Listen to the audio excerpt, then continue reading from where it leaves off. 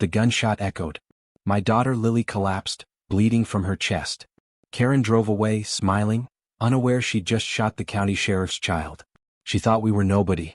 She didn't know I control every cop, every court in this county. Now that bullet in Lily's heart will haunt Karen forever. Before watching full story, comment below from where you watching. Also like and subscribe for more stories. The call came at 2:17 p.m. on a Tuesday. Sheriff Morrison, there's been a shooting. Intersection of Maple and 5th. Female victim, gunshot wound to the chest. Ambulance on scene. I was in a budget meeting. Numbers and reports covered the table. None of it mattered anymore. Location. My voice stayed calm but my hands gripped the desk. Maple and 5th, sir. Victim is a teenage girl. Witnesses say road rage incident. Maple and 5th. That was near Lily's school. My daughter's school. My heart stopped. Victim's name? Sir, we don't have. I was already running. Out of the office. Down the stairs. Into my patrol car. Sirens blaring. My phone rang. My wife Rebecca. Her scream came through before I even said hello. They shot her. David, they shot Lily. The world tilted. Everything moved in slow motion and too fast at the same time. Where are you? I managed to ask. In the ambulance. There's so much blood. Oh God, David, there's so much blood. Stay with her. I'm coming. I drove like I'd never driven before. Lights flashing. Sirens screaming. Other cars blurred past. Lily. My baby girl. 16 years old. Born with a heart defect that required 3 surgeries before she turned 10. A fighter from her first breath. The doctors had warned us, Lily's heart is fragile. Avoid stress. Avoid physical trauma. Another surgery might not be possible. We'd protected her so carefully. Monitored her health. Made sure she lived as normal a life as possible while keeping her safe. And now someone had shot her. I reached the scene. Yellow tape. Patrol cars. Blood on the pavement. Officer Martinez saw me. His face went pale. Sheriff, I didn't know it was. Where is she? Hospital. St. Mary's. Sir, the suspect fled, but we have witnesses. We have a plate number. We'll find. Who did this? Martinez hesitated. Witnesses say it was Karen Westfield. Lives on Oakmont Drive. There was a traffic argument. She pulled a gun in. Karen Westfield?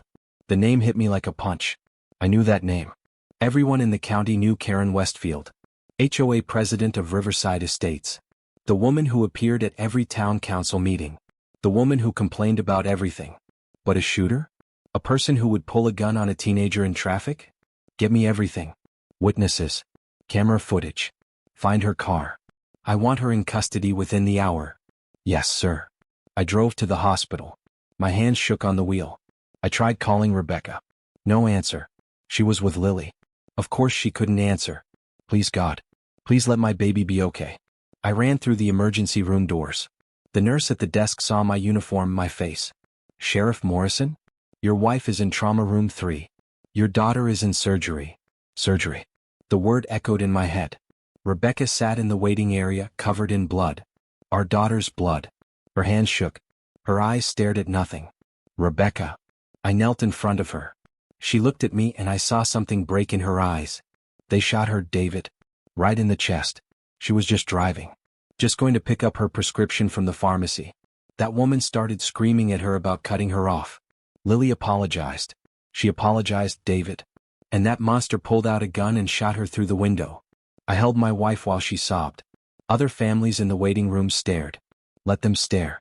Where was Lily hit? Left side of her chest. Close to her heart. Rebecca's voice cracked. The paramedic said, he said the bullet is near her heart. They can't remove it yet. Her heart can't handle the trauma. David, what if her heart gives out? What if we lose her? We won't. Lily's strong. Her heart isn't. You know her heart isn't strong. One more trauma, they said. One more stress on her heart and Rebecca couldn't finish. A doctor in scrubs approached. Dr. Patel. Lily's cardiologist. The man who had performed 2 of her 3 heart surgeries. Sheriff Morrison. Mrs. Morrison. His face was grave. Lily is stable for now, but her condition is critical. The bullet? I asked. Lodged 2 centimeters from her heart. We can't operate to remove it.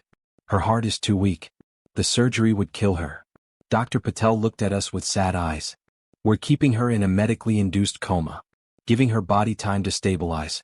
But I need to be honest with you, the bullet could shift. It could pierce her heart. Or the trauma from the shooting could cause her heart to fail. The next 48 hours are critical. Rebecca made a sound like a wounded animal. Can we see her? I asked. Soon. We're moving her to ICU now. But Sheriff Morrison. Dr. Patel lowered his voice. I've been Lily's doctor for 10 years. I've never seen her heart this stressed. Even with the coma, her heart rate is dangerously elevated. We're doing everything we can, but you need to prepare yourselves. Prepare ourselves. Medical speak for she might die. Find the person who did this, Rebecca whispered. Find her and make her pay. I kissed my wife's forehead. I will. I promise you I will. I called my deputy James Chin. Best investigator in the department. Also a father. He understood.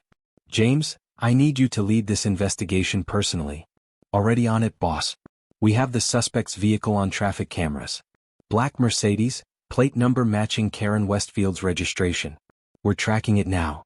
Witnesses. 4 solid witnesses. All say the same thing. Karen Westfield started screaming at a teenage girl in a silver Honda. The girl apologized. Karen pulled a gun and fired through the driver's window. Then drove off. My blood boiled. She shot a teenager who apologized to her? That's what they're saying. Boss, there's more. We pulled Karen Westfield's record. 3 complaints of aggressive driving. 2 restraining orders filed against her by neighbors. History of anger issues. She's been in therapy, court-ordered for road rage. And she still has a gun? Licensed and legal. She has a concealed carry permit. I wanted to scream. A woman with documented anger issues with restraining orders against her could legally carry a gun. And she'd used it to shoot my daughter. Where is she now? Her car was spotted heading toward her home. We have units moving in. SWAT is on standby if needed. I'm coming. Boss, you can't. You're too close to this. Let us handle. James, that woman shot my daughter. My Lily. She's in a coma with a bullet near her heart. You think I'm going to sit in a hospital while you arrest her? Silence. Then, understood. But you stay back. You don't go near her. Agreed. Agreed. I was lying. When I saw Karen Westfield, I didn't know what I'd do. But staying back wasn't an option. Riverside Estates. Fancy neighborhood. Big houses. Perfect lawns. The kind of place where people cared more about property values than people. Karen Westfield's house was the biggest on the block. 3 stories. Columns. A fountain in the front yard. Patrol cars surrounded it. Officers in position. James stood by his vehicle, phone to his ear. He saw me and ended the call. She's inside. Neighbors saw her arrive 20 minutes ago. She knows we're here, she peeked through the curtains. Has she said anything? Her lawyer is on the way. Karen called him before we even got here. Of course she did. People like Karen always had lawyers on speed dial. I want to talk to her. David, no. You're the victim's father. You can't. I'm also the county sheriff. I can do a wellness check. James looked at me hard. Don't do something you'll regret. I walked toward the house. Officers moved aside. They knew who I was. They knew what had happened. Some looked at me with pity. Others with understanding. I knocked on the door. Art. Karen Westfield. This is Sheriff Morrison. Open the door. Nothing. I knocked again. I know you're in there. Open this door or we're coming in. The door opened a crack. A woman's face appeared. Late 40s. Blonde hair perfectly styled. Makeup flawless. Cold blue eyes. I have nothing to say without my lawyer, Karen said. You shot a teenage girl today. I exercised my right to self-defense. That girl tried to run me off the road. I felt rage explode in my chest. Self-defense? You shot an unarmed teenager through her car window. I felt threatened. She was driving aggressively. She's 16 years old. She has a heart condition. I stopped myself. Don't give her information. Don't give her ammunition for her defense. Karen's eyes narrowed. I don't care if she has a heart condition. She shouldn't be on the road if she can't drive properly. This is her fault, not mine. I stepped closer. The door was still barely open, but I could see her clearly now. No fear. No remorse. Just cold defiance. That girl you shot is my daughter. Karen's face changed. Just for a second. A flicker of something, fear? Realization. Then it hardened again. Then you should have taught her better driving skills. Now if you'll excuse me, my lawyer will be here soon. I have nothing more to say. She tried to close the door. I stopped it with my hand. Karen Westfield, you're under arrest for attempted murder, assault with a deadly weapon, and reckless endangerment. You have the right to remain silent. I'm not coming out until my lawyer arrives. You don't get that choice. Officers. James and 2 other officers moved in. Karen tried to slam the door. They pushed through. Karen screamed. This is police brutality. I'm a citizen with rights.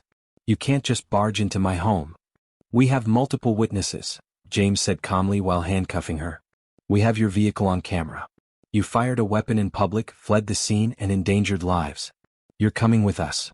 Karen fought, screamed, threatened lawsuits, threatened complaints, threatened to call the governor. I watched them load her into the patrol car. She looked at me through the window. No apology. No remorse. Just rage that she'd been caught. I returned to the hospital. Rebecca sat by Lily's bed in ICU. Our daughter looked so small. Tubes and wires everywhere. Machines beeping. The ventilator breathing for her.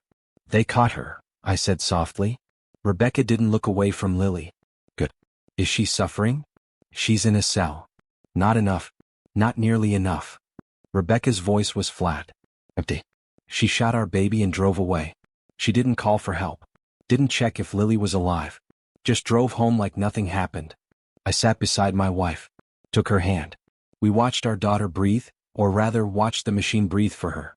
The doctor said we can talk to her, Rebecca whispered. He said she might be able to hear us even in the coma. I've been talking to her for hours. Telling her to fight. To stay with us. I leaned close to Lily's ear. Hey baby girl. It's Dad. You need to wake up, okay? Mom and I are right here. We're not going anywhere. You're so strong, Lily. The strongest person I know. Remember when you were 7 and had that surgery? The doctor said you'd be in the hospital for 2 weeks, but you fought so hard you went home in 5 days. You can fight this too. No response. Just the steady beep of the heart monitor and the whoosh of the ventilator.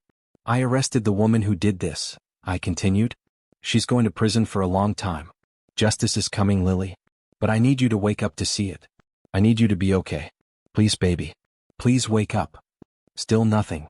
Rebecca and I stayed there all night. Holding Lily's hands. Watching for any sign of improvement. Dr. Patel came in at 6 a.m. Her heart rate is still elevated. We're trying different medications, but her body is fighting us. The trauma was severe. I'm sorry, but I need to tell you, if her condition doesn't improve in the next 24 hours, we might lose her. News of the shooting spread fast. By morning it was on every local channel. Teen shot in road rage incident, HOA president arrested for shooting, sheriff's daughter fights for life. My phone exploded with messages. Fellow officers, town officials, friends, strangers. But one message caught my attention. From a number I didn't recognize. Sheriff Morrison, this is Angela Torres. I live in Riverside Estates. Karen Westfield's neighborhood. I need to talk to you about Karen. She's done this before. Please call me. I called immediately. Sheriff Morrison? Angela's voice shook. Thank you for calling. I saw the news about your daughter. I'm so sorry. But I had to reach out because Karen has threatened people with her gun before. What? 3 months ago, she pulled her gun on my husband during an HOA meeting. He questioned her spending. She's been using HOA money for personal expenses. She got angry, pulled out her gun and waved it at him. Said she'd shoot him if he kept spreading lies. We were too scared to report it. She's powerful in this community. She's made people's lives hell for crossing her. My hands clenched. You're willing to testify to this? Yes. And Sheriff, there are others. At least 5 families who have been threatened by Karen. With her gun, with lawsuits, with destroying their lives. We've all been too afraid to speak up. But after what she did to your daughter, we can't stay silent anymore. I'll send an investigator to take your statement. Today. Thank you. And Sheriff? I'm praying for your daughter. I called James. We need to dig deeper into Karen Westfield. Find everyone she's threatened. Everyone she's terrorized. This wasn't a one-time road rage incident. This is a pattern. On it. By afternoon we had statements from 8 people.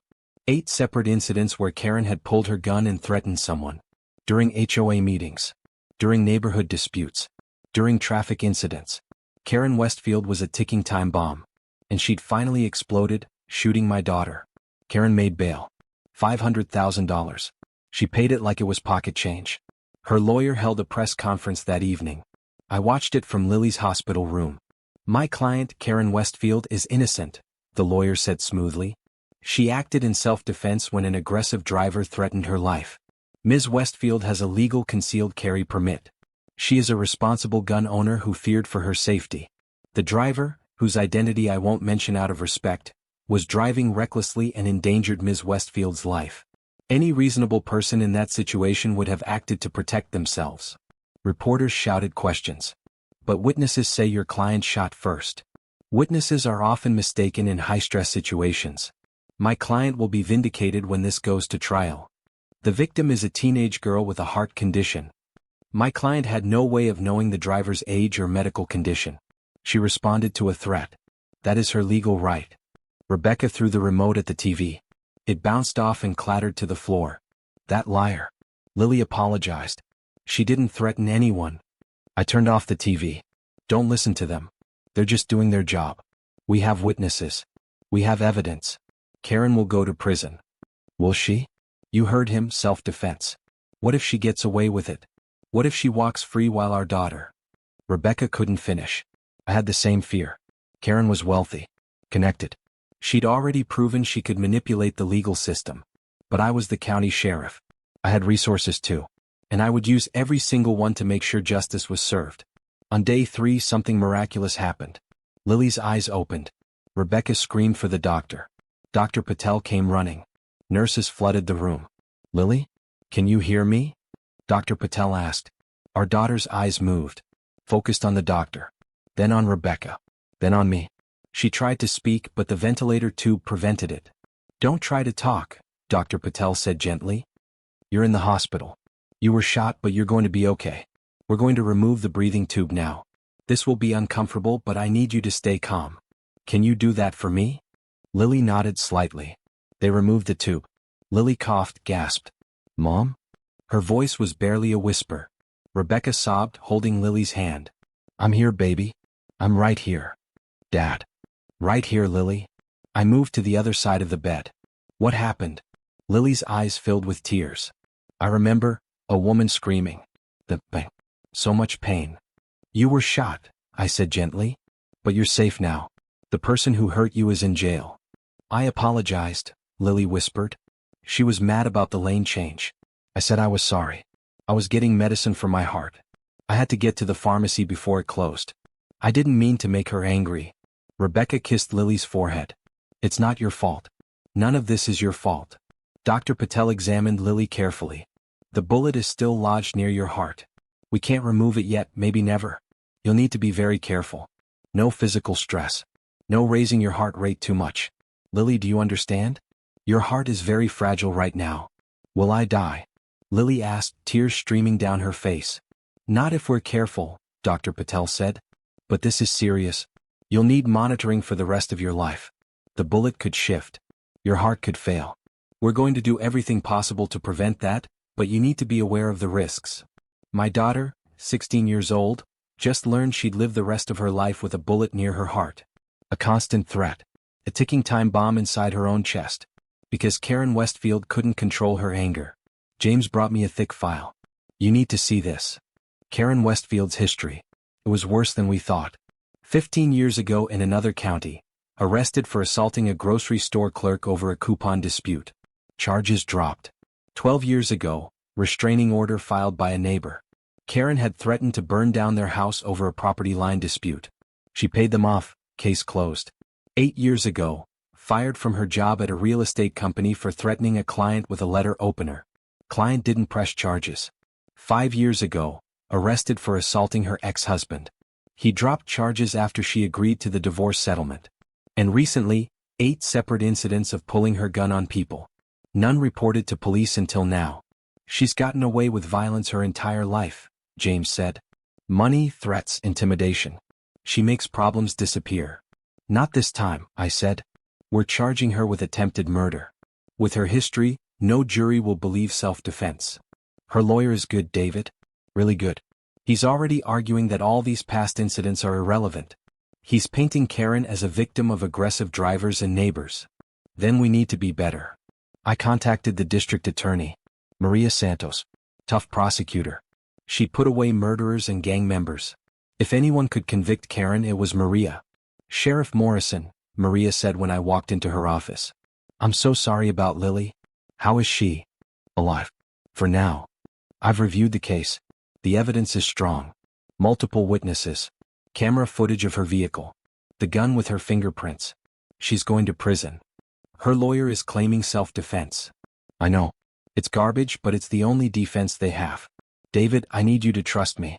I'm going to push for attempted murder, assault with a deadly weapon, and reckless endangerment. We're looking at 20 to 30 years if convicted. Make it stick." "I will." "But David."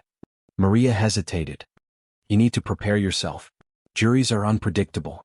Karen is a wealthy white woman with no criminal convictions. She'll clean up nice for trial.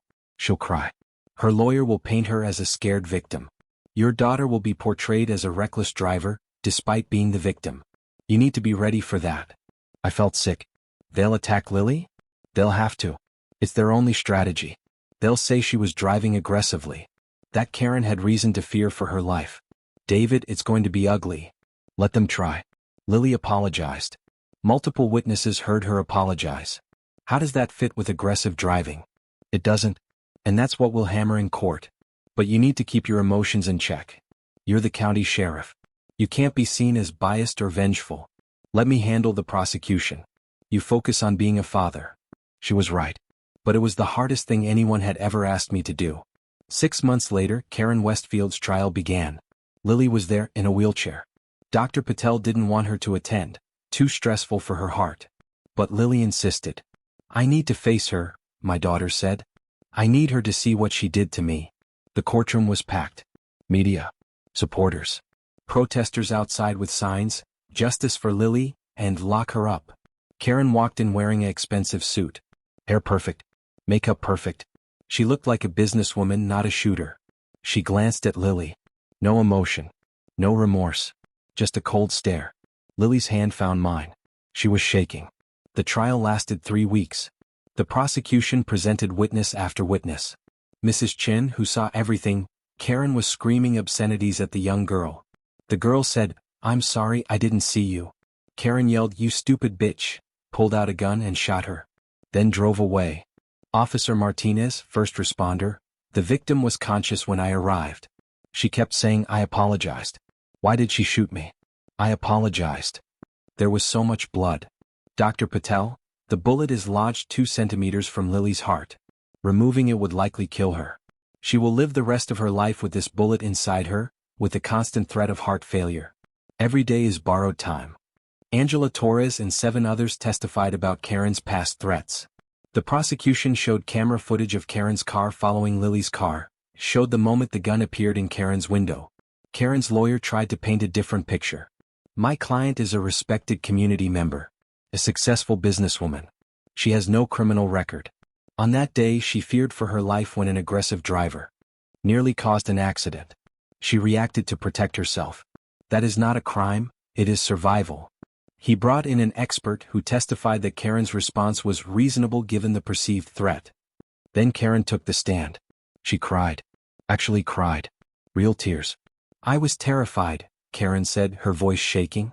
"This car came out of nowhere, cutting me off. I honked. The driver, I didn't know it was a teenager, I just saw someone being reckless. The driver kept going. I followed to try to get the license plate. To report dangerous driving. Then the car stopped suddenly. I thought they were going to attack me. I've been carjacked before. I panicked. I pulled out my gun for protection. It went off accidentally. I never meant to hurt anyone. It was all lies. Every word. But she sold it well." Some jury members looked sympathetic. Then it was the prosecution's turn. Maria Santos stood up. "Ms. Westfield, you testified the gun went off accidentally?" "Yes." "Yet you fired through a closed car window. How does one accidentally fire through glass?" Karen hesitated. It was the panic. My fingers slipped." "I see. And after this accident, you drove away. You didn't call 911. You didn't check on the victim. You went home. Is that correct?" "I was in shock." "So in shock that you called your lawyer before police even arrived at the scene?" Silence.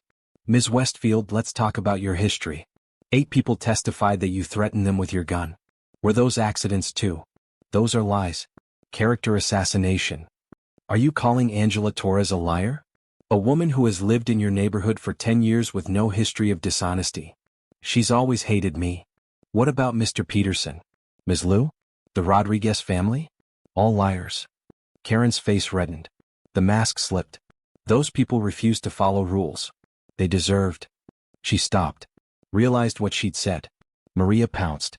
They deserved what, Ms. Westfield? To be threatened? To fear for their lives? No. That's not what You just testified that you've never threatened anyone. Yet now you're saying they deserved something. Which is it? Karen's lawyer objected. The judge sustained it. But the damage was done. The jury saw the real Karen. Angry. Entitled. Dangerous. The jury deliberated for 2 days. Lily sat with us in the courthouse hallway. Her heart monitor beeped softly. She wore it constantly now. Any spike in heart rate, any stress could be fatal. What if they let her go? Lily whispered. They won't, I said, praying I was right. The bailiff called us back. The jury has reached a verdict. We filed into the courtroom. Karen sat straight, confident. Her lawyer whispered to her. The judge spoke. Has the jury reached a verdict? The foreman stood. We have, Your Honor. On the charge of attempted murder, how do you find? Guilty. Rebecca gasped. I squeezed Lily's hand. On the charge of assault with a deadly weapon? Guilty. On the charge of reckless endangerment? Guilty. Karen's face went white. Her lawyer put his hand on her arm. She shook it off. The judge set sentencing for 2 weeks later. Outside the courthouse, reporters swarmed us. I gave a brief statement. Justice was served today. Karen Westfield will face consequences for her violent actions. But this isn't about revenge. It's about accountability. It's about protecting our community from dangerous people. Most importantly, it's about my daughter Lily, who will carry the physical and emotional scars of this attack for the rest of her life. We hope this verdict brings some peace to our family and to the other victims of Karen Westfield's violence. Lily added softly, I forgive her. But I hope she learns that anger destroys everything. I hope she finds peace in prison. Because living with that much hate must be so lonely. My daughter. Shot and traumatized with a bullet forever lodged near her heart. And still she found compassion. Karen Westfield could learn something from her. The sentencing hearing was emotional. Lily testified about her life now. The constant monitoring. The fear that any stress could kill her. The nightmares. The panic attacks when she hears loud noises. I can't play sports anymore, Lily said, tears in her eyes. I wanted to play soccer. I can't run. I can't even walk upstairs without my heart rate spiking dangerously. I live in fear every single day. That bullet is still inside me. It could move. It could kill me. And I have to live with that forever because Mrs. Westfield couldn't control her anger for 5 seconds. Angela Torres and others testified about years of fear under Karen's threats. The judge listened to everything. Then he spoke. Ms. Westfield, I've reviewed your history thoroughly. This is not an isolated incident. This is a pattern of violence, intimidation, and complete disregard for others. You terrorized your community. You threatened innocent people. And when a 16-year-old girl with a heart condition accidentally cut you off in traffic and apologized, you shot her. You nearly killed her. And you showed no remorse. Karen's lawyer tried to speak. The judge held up his hand. The victim impact statements are devastating. Lily Morrison will live with your bullet inside her for the rest of her life, however long that may be. Every day is uncertain for her. And you? You went home and called your lawyer. The judge looked at Karen with disgust. On the charge of attempted murder, 25 years in state prison. On assault with a deadly weapon, 15 years to run consecutively. On reckless endangerment, 5 years also consecutive. Total sentence, 45 years. You will be eligible for parole after serving 35 years. Karen was 48 years old. She'd be 83 before parole eligibility. She screamed. This is wrong. I was defending myself. That girl ruined my life. The judge's voice turned ice cold. You ruined your own life, Ms. Westfield. Officers, remove her. They dragged Karen away, still screaming, still blaming everyone but herself. 2 years have passed. Lily is 18 now. She graduated high school with honors. The bullet is still there, nestled against her heart.